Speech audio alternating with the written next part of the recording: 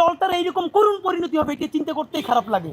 আমাদের ধারণা এই রকম যদি বিএনপি এখনও তাদেরকে না শুধরায়, বেগম জিয়ার মৃত্যুর সাথে সাথে বাংলাদেশের রাজনীতি থেকে বিএনপি বিদায় ঘটে যাবে।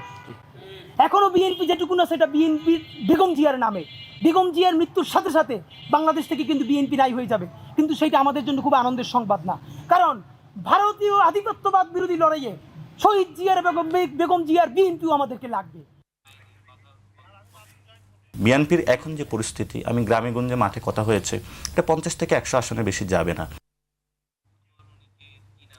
জি, আমরা দেখলাম সর্বশেষ যে নাসিরউদ্দিন পাটোয়ারি বিএনপিকে 50 থেকে 100 আসন দিতে চান তিনি, সেটা পরে আলাপ করি। কিন্তু আপনার সাথে আলাপ করতে চাই মানে শরীফ ওসমান হাদি, কেন বেগম জিয়া, তো মানুষ তো অনন্তকাল বাঁচবে না সেটা আমি জানি, উনি দীর্ঘজীবী হন বেগম জিয়া তাও চাই, তারপর আপনি বলছেন তার মৃত্যুর পর এই দলটা থাকবে না, কেন? আপনার এই অবজারভেশন কেন হলো এবং কোন প্রেক্ষাপটে?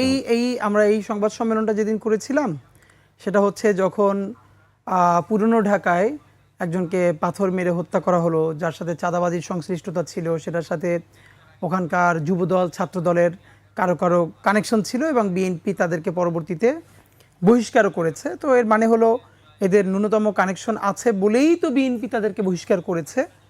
তো দুটো ব্যাপার, একটা হলো বিএনপির হাইকমান্ড যে প্রচণ্ডভাবে একটা ভালো কিছু করে দেখাতে চাচ্ছে, এইটা যে বিএনপির তৃণমূলে ফাংশন করতেছে না এইটা স্পষ্ট।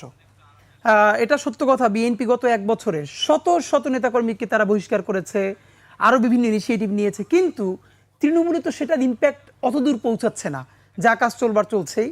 তো এখন ধরেন আমরা এটা কেন বলেছি, বেগম জিয়া হচ্ছে এমন একটা ক্যারেক্টার, আপনি ভাবেন এই মনস্তত্ত্বের জায়গাটা যে বাংলাদেশের যারা ধরেন বাঙালি মুসলমান অথবা যে কালচারালি মুসলমান আইডেন্টিটি ধারণ করে বা ভালোবাসে, এইরকম অগণিত মহিলা যাদেরকে আমরা চিনি, যারা বোরকা পরেন, হিজাব পরেন, কোনোদিন কাউকে মুখ দেখান না, কিন্তু বেগম জিয়া প্রশ্নে তারা অনর শুধু না, শুধু বেগম জিয়ারে ভোট দিবেন অথবা তার দলকে ভোট দিবেন, এই জন্য তারা ভোট কেন্দ্রে যেত, আমাদের ছোটবেলা দেখেছি।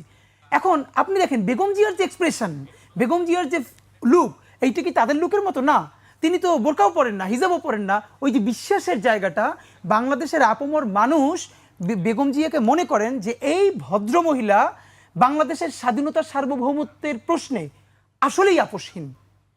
যেমন জিয়াউর রহমান ব্যক্তি প্রতিষ্ঠান হয়ে উঠেছিলেন, তারপরে বেগম জিয়া শহীদ জিয়ার ওয়াইফ হওয়া সত্ত্বেও তার একটা প্যারালাল পার্সোনালিটি তৈরি করতে পেরেছিলেন, অবাক করবার মতো। আমি কিছুদিন আগেও শুনেছি, সম্ভবত 96 থেকে 2000 যে সময় আওয়ামী লীগ ক্ষমতায় ছিল, তখন বেগম জিয়াকে বিবিসি বাংলা প্রশ্ন করছে যে আপনাদের রাজনীতি কি শুধু ভারত বিরোধিতাই আপনাদের একমাত্র পলিটিক্স? উনি বলেছিলেন, কে বলেছে আমরা ভারত বিরোধিতা করি? আমাদের সমস্ত কথা বাংলাদেশের পক্ষে, স্বাধীনতা সার্বভৌমত্বের পক্ষে। এই বাংলাদেশের পক্ষে বলতে গেলে যদি এটা কোন দেশের বিপক্ষে চলে যায়, স্পেসিফিক করেন প্লিজ, যে বেগম জিয়ার মৃত্যুর সাথে বিএনপির রাজনীতি চলে যায়। এই যে বিরাট জনসমর্থন, এটা তো বেগম জিয়াকে ভালোবাসে, তার চরিত্রটাকে। এখন আজকে আমরা যেটা দেখতে পাই বিএনপির মধ্যে, এটা তো সত্য কথা যে ভারতীয় আধিপত্যবাদের একটা স্টেজ বিএনপির উপরে ভর করেছে, যারা জনতার জবানে কথা বলে না, যারা জুলাইয়ের জবানে কথা বলে না, এমনকি মানে বেগম জিয়ার চেয়েও তারা বড় বিএনপি এমন লোক হচ্ছে। এই ধরেন আমি আপনাকে যদি নাম ধরে বলছি, আপনারা ধরতেই পারবেন, এমন অনেক বুদ্ধিজীবী বিএনপির ঘাড়ে এখন সওয়ার হয়েছে, যারা আউট অ্যান্ড আউট শাহবাগের নিকৃষ্টতম মবের মাস্টারমাইন্ড ছিল বা তার পক্ষে ছিল। কোন শাহবাগ? যেই শাহবাগ বাংলাদেশে ফ্যাসিবাদ কায়েম করেছে, তার আতুর ঘর। এবং 2018 নির্বাচনেও যারা বিএনপিকে ট্রল করেছে, এমন বুদ্ধিজীবী, তারেক রহমান সাহেবের নাম শুনে বলেছে তারেক রহমান সাহেব উনি যেন কোন দেশে থাকেন, সবাই জানে তারেক রহমান সাহেব, বাচ্চারাও জানে, উনি জানেন না, উনি বিরাট একটা অ্যাক্টিভিজম করেন। সেই সমস্ত যারা বিএনপিকে তুচ্ছ তাচ্ছিল্য করে, বেগম জিয়াকে তুচ্ছ তাচ্ছিল্য করে সারা দিন গালিগালাজ করেছে, তারা এখন সবাই বিএনপির বুদ্ধিজীবী, বিএনপির সব থেকে বুদ্ধিজীবী বড় তারা। তো এই মানুষগুলো যারা 2018-তে, 2014-তে, 2024-এও এইভাবে বিএনপিকে গণবিরোধী বলেছে, আজকে যদি তারা বিএনপির বুদ্ধিজীবী হয়, আজকে যদি সেই ভারত